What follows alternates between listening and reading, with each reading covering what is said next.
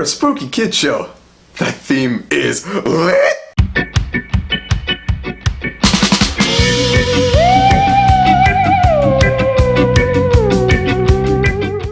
Yo, what is up guys, and welcome to a very spooky episode of McAdie's Entertainment.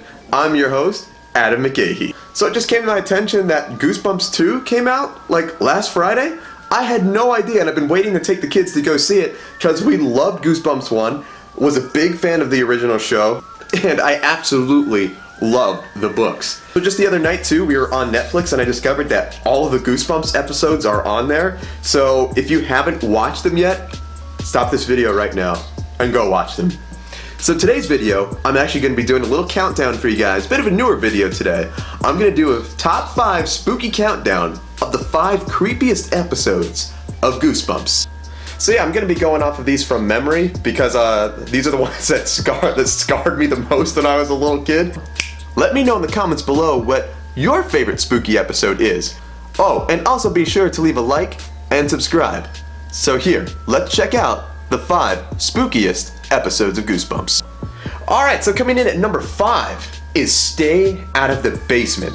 Now, I didn't realize, until I watched it again on Netflix, that this was a 2-part episode, so I'm actually going to count this all as one, because it's all in one part.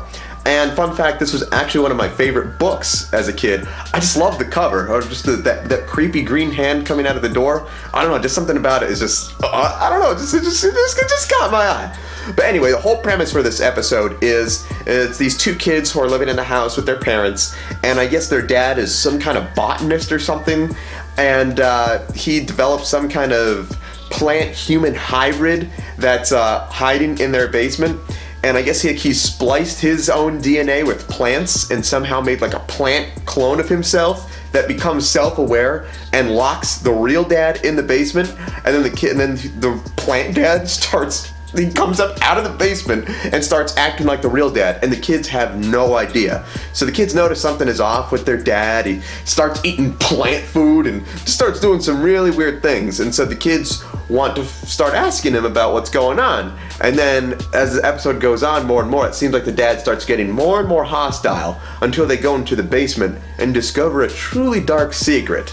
This is a great book and a great episode, and I strongly recommend checking it out. Alright bros, coming in at number 4 is The Girl Who Cried Monster. Now I also didn't realize that I believe this was the first episode of Goosebumps that ever came out. But yeah, I don't remember a whole lot about this one. Like I said, I'm just kind of going off the top of my head with my memory for these things. I just wanted to talk about the episodes that have always been stuck in my head. But I remember that this episode, I believe the girl believed like her librarian was a monster, and I believe she actually sees him turn into a monster at one point, and he eats like a tarantula or something like that that's in the library. I remember actually watching that in my school library, during library. I forget what grade I was in. I think I was in 2nd or 3rd grade, and that scared me so bad, that one scene.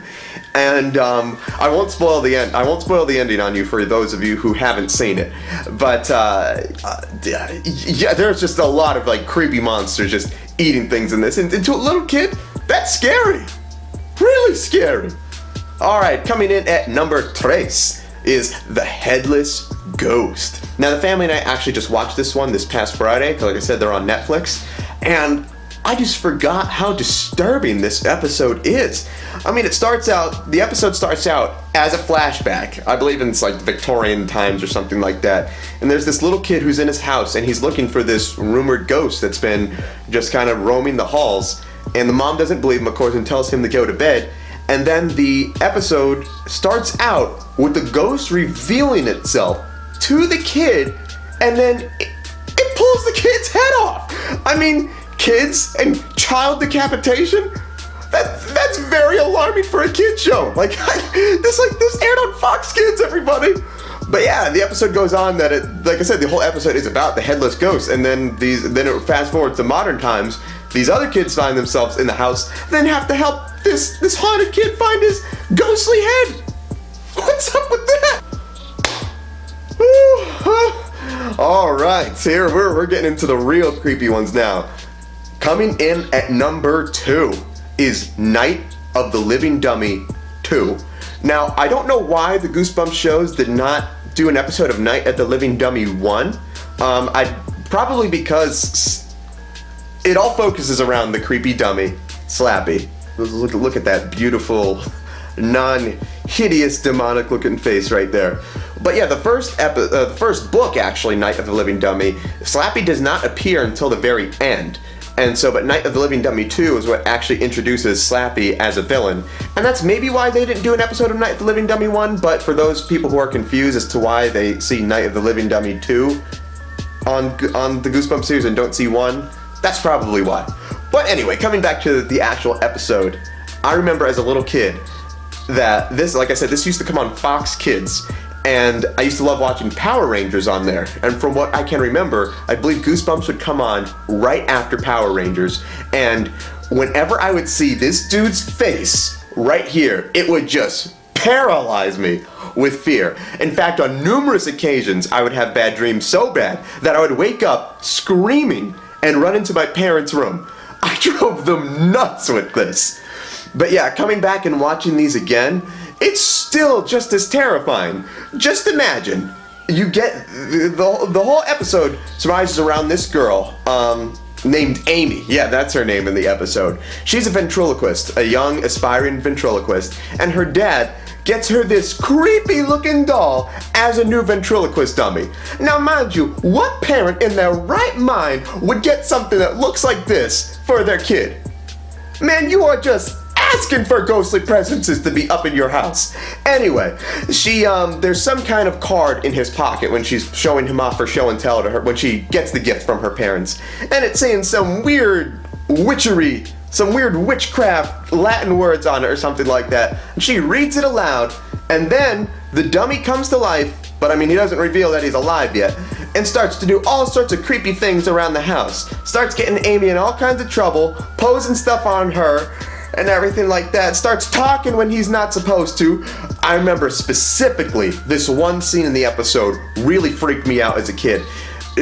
Amy brings her two friends over to come and visit, and she has now, mind you, at this point in the episode, she's discovered something's up with Slappy, and so she's put him in a box and hid him in her closet like any normal kid should do.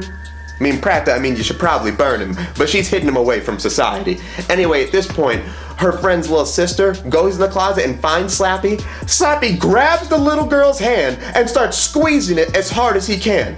Now, mind you, if that is not scary for a little kid show, you tell me what is. Anyway, then Amy gets real sick of Slappy, throws his behind in the sewer, which she really should have done so in the first place, and then you see his muddy footprints in the house. It's like my heart is going right now just even thinking about it. And then at one point, like, he's even getting ready to bash up Amy's parents with a guitar. That's terrifying. And then he starts chasing Amy and her sister through the house and everything like that. I mean, like, if they were really trying to scar children for life with this one, they certainly succeeded with me. In fact, Slappy used to scare me so bad as a little kid. I remember vividly, I was at the toy store with my parents the one year. I forget what year. I think I was 4 years old at this time. And anyway, I was looking through the toys, and there happened to be a ventriloquist dummy sitting in the pile of toys. Now mind you, Slappy had already given me a morbid fear of ventriloquist dummies, and there was another guy there who was checking out the toys who clearly saw that I was mortified of this thing. He takes the dummy and then holds it up to my face and screams with it.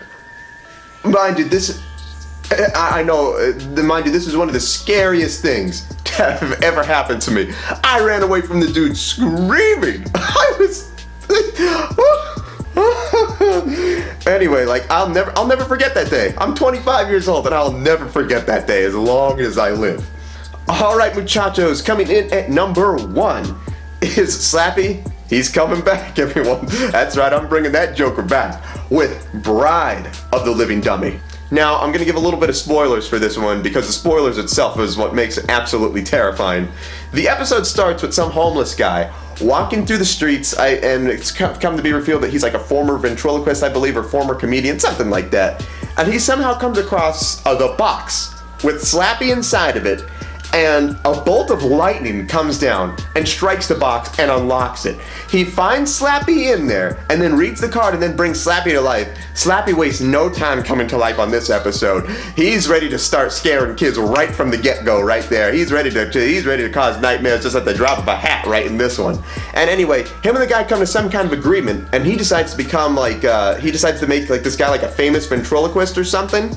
And so he starts like doing like show and tell things and like performances for like this school auditorium, and sees this one little girl's creepy female doll in the audience. Slappy falls in love with this thing and then deceives this guy and tricks this guy into sending Slappy to the family of this girl in the box, comes to life again, starts doing more spooky stuff, and is trying to marry the doll, the creepy doll of this little girl. And then come to find out, the doll was alive the whole time, the creepy girl one, and decides to marry Slappy. And then it's revealed Slappy didn't even want her to begin with. He wanted the little girl. How about that? And then anyway, the creepy girl doll gets all mad. Her and Slappy start fighting and everything like that. Slappy grabs her, pulls her onto a buzzsaw. They get chopped up, and then you see their creepy green spirits floating all around the house. It's like, yo, forget Annabelle. Y'all need to check this out. And then anyway, so I guess what happened was one of the girl's friends or something like that gets locked in the bathroom by Slappy so he can't help. Then at the very end of the episode, Slappy's spirit goes into that kid and possesses him, and then he comes out the door at the end with these bulging Slappy eyes. It's like, whoo! Yeah, that scene, I remember seeing the commercial for that scene as a kid, and that just, that absolutely terrified me. But yeah, those were my top 5 creepy Goosebumps episodes. But yeah, I would certainly love to know what your favorite Goosebumps are. Be sure to comment below. Oh, and don't forget to like and subscribe. Wanted to make this episode a little more spooky based since, you know, Halloween is coming up and everything. So I hope you all have a happy and safe Halloween. Oh, and don't forget to check out Goosebumps 2 in theaters now. God bless and have a great day. See you later.